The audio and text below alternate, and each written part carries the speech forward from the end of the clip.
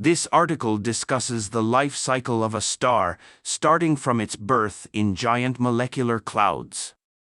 It explains how stars are formed, the different stages they go through, and the eventual fate of low-mass and high-mass stars. The article also mentions the constellation Orion and the star Betelgeuse. Constellations. Mythology. Astrophysicist. Supergiant. Dwarf. Okay, when was the first time you remember finding Orion in the sky? Oh, that's a great question. Thank you, I wrote it. You're listening to Shortwave from NPR. As a kid, one of the first constellations I learned about is Orion, one of the most recognizable constellations in the sky. And soon after the sun sets, if you live in the northern hemisphere, you can find Orion near the eastern horizon on winter nights. In Greek mythology, Orion is a legendary hunter. One myth says he was banished to the sky for boasting about how many animals he could kill, and that he and his hunting dogs eternally chased Taurus the bull and the Pleiades sisters. Another says that the goddess Artemis was tricked into killing Orion with her arrow, setting his image in the stars. When we peer into the sky now, we can see the over a dozen stars that form his constellation. The easiest to see are the 3 that line up to make his belt.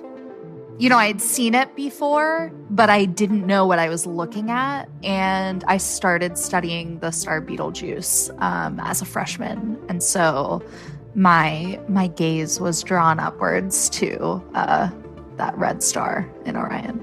That's Serafina El-Badri-Nance, an astrophysicist and an expert in Betelgeuse, another star in Orion. It's the upper left shoulder of Orion. It is a red supergiant, so it literally looks red to the naked eye, which makes it really easily found when you're looking for the star. And it's particularly interesting because it is very close, and it is nearing the end of its life when it will explode as a supernova.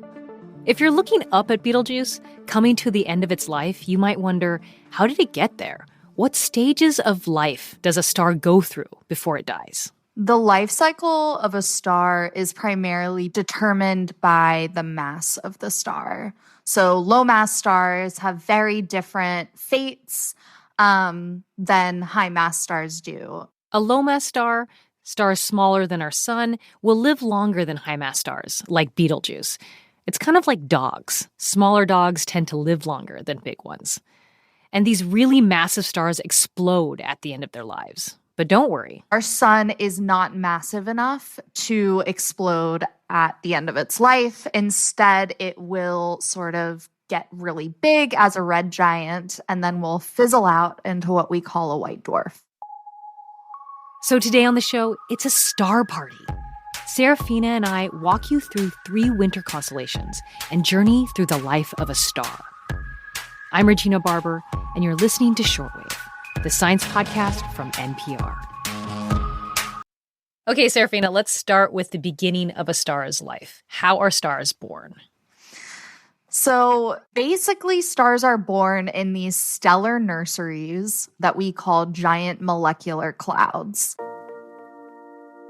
And they're sort of like the cradles of newborn stars. And basically, they're regions of gas and dust that clump together because of gravity. And as the density of these regions pulls more and more gas and dust towards it, that pressure can cause them to collapse under their own weight and create what we call a protostar, which is sort of the nascent star.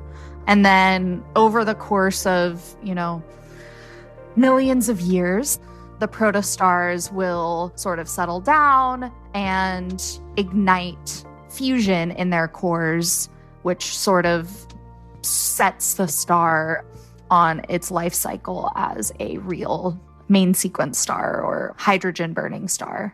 Right. So in order for something to even be a star at all, like nuclear fusion has to happen, right? Turning hydrogen into helium in its core. Right, exactly. Once it ignites hydrogen, the star becomes quote unquote alive.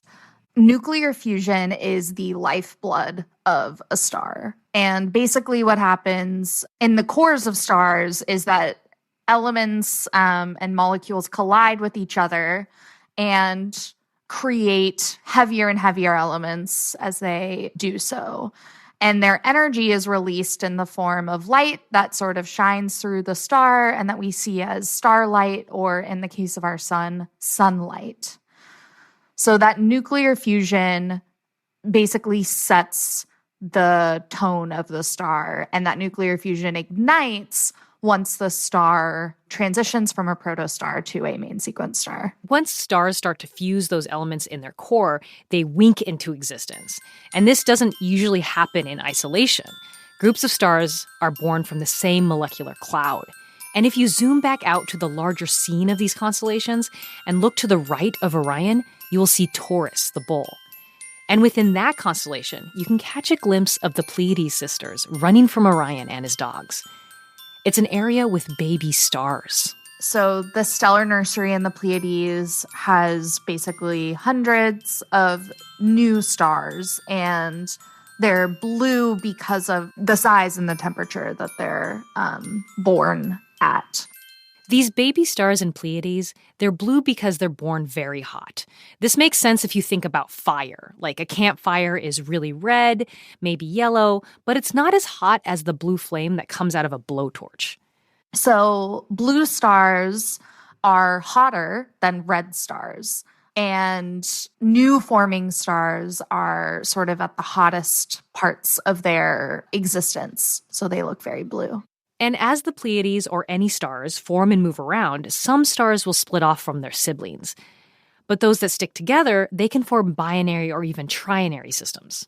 It's really dependent on what region of the giant molecular cloud that it's formed from, like how close that nearest dense region is.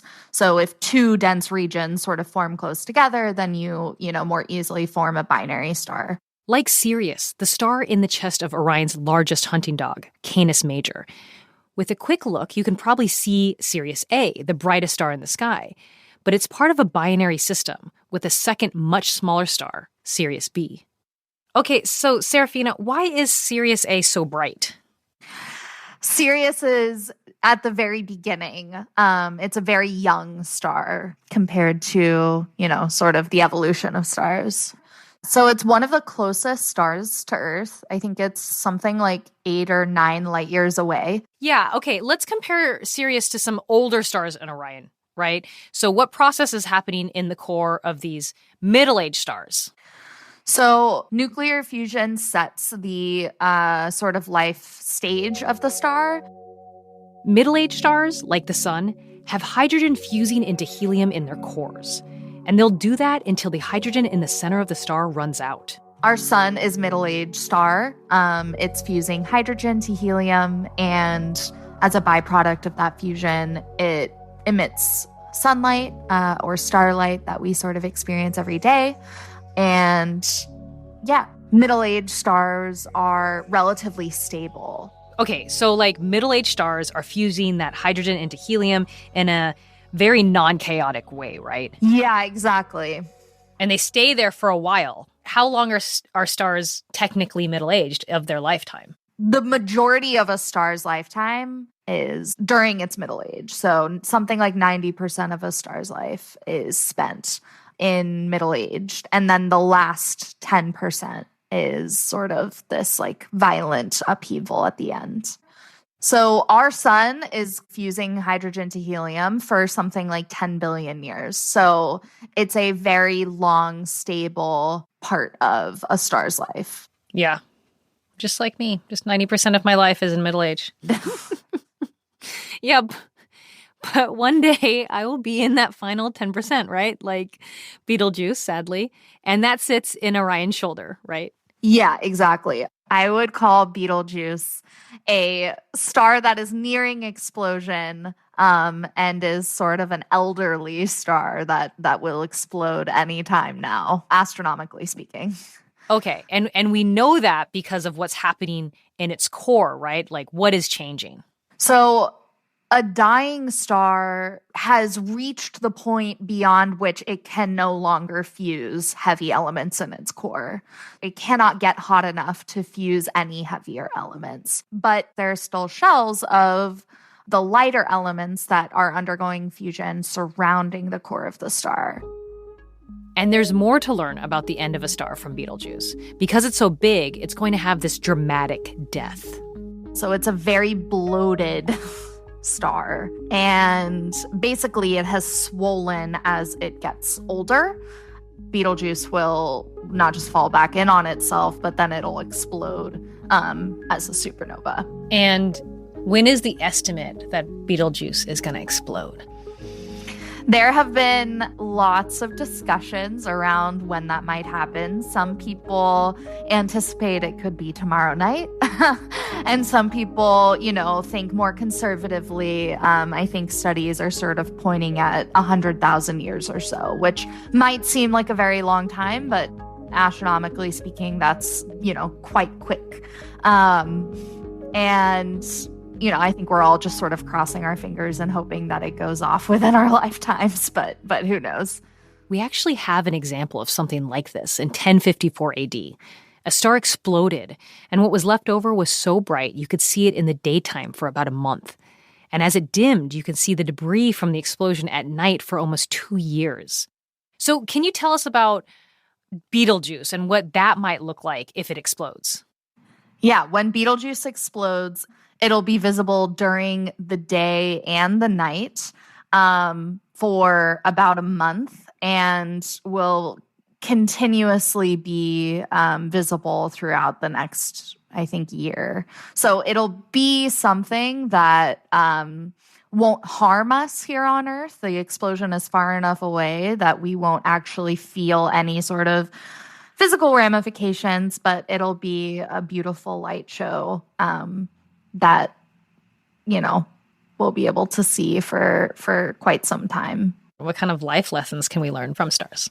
First and foremost, everything changes, right? There's nothing static in the universe, really, even though it might feel that way because those timescales are so much longer than our own.